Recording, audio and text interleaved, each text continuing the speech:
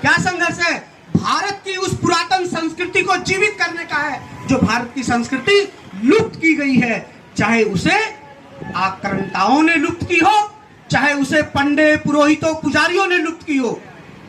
उस संस्कृति को हमें जागृत करना है। और वो संस्कृति जागृत कहां से होगी? वो संस्कृति जागृत होगी शिक्षा से। किस चीज से जागृत होगी? शिक्षा से। और उस शिक्षा का जो मूल मंत्र है, जो इस देश का जो इतिहास है, इस देश की जो हकीकत है, इस देश के जो गांव निगम खेत, उसके बारे में अगर कहीं लिखा गया है तो पाली ग्रंथों में है। वही बाबा साहेब, हमारे मसीहा डॉक्टर बी.आर. अम्बेडकर 1935 के अंदर वो कहते हैं एवड़ा में कि मैं हिंदू में पैदा हुआ हूं लेकिन मरूंगा नहीं।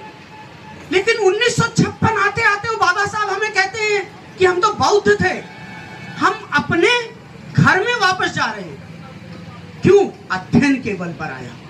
तो हम किसी का विरोध नहीं कर रहे हैं, इसीलिए मैं इस पे और चर्चा को नहीं बढ़ाऊंगा।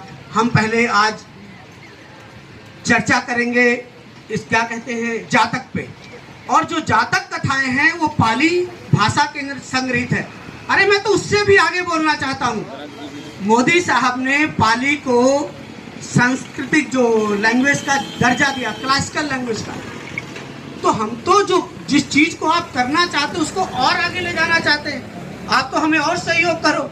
हमारा बौद्ध विहार जो है वो हमें दो, ताकि वहां पर खाली पाली में सूत्रपाठ हो, वहां पर दूसरे मंत्रों से सूत्रपाठ नहीं हो। तो 10:15 से 11:15 तक हम लोग चर्चा करेंगे। किस पर चर्चा करेंगे? नहीं, जातक कथाओं पर। जिसके सवाल हैं वो सवाल लिख लीजिए, कॉपी और पेन ढूंढ लीजिए। रोज यहाँ प्रॉपर ढंग से क्लास चलेगी, इसमें हम कुछ सीखेंगे। ठीक है? नमो बुद्धाय।